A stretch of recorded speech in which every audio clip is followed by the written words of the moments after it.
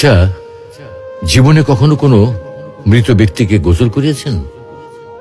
যদি কখনো সুযোগ হয় তাহলে সেই মৃত ব্যক্তিকে গোসল করাবেন।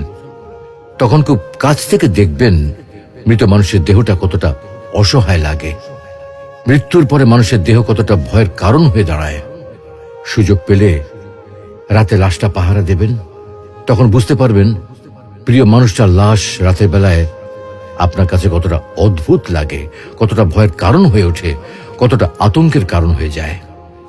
সুযোগ পেলে মৃত ব্যক্তির শরীরে একটু হাত লাগিয়ে কিছুক্ষণ তার স্পর্শ নেবেন।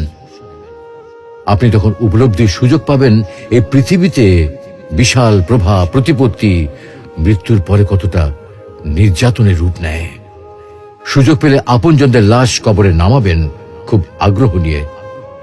শেষবারের মতো মৃতদেহের মুখটি একবার দেখার চেষ্টা করবেন এবং বারবার উপলব্ধি করার চেষ্টা করবেন এই মৃতদের সাথে অনন্তকালের যাত্রার পথে এটাই আপনার জীবনের শেষ দেখা।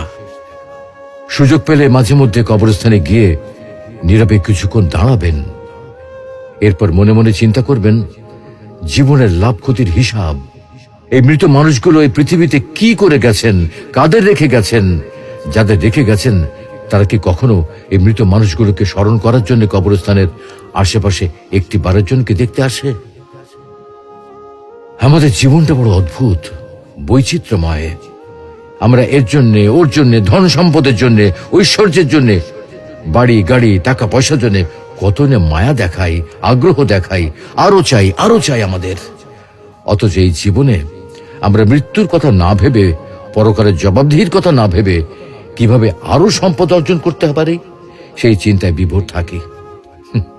হায় রে জীবন, এখনো সময় আছে, ফিরে আসুন মহান রবের দিকে।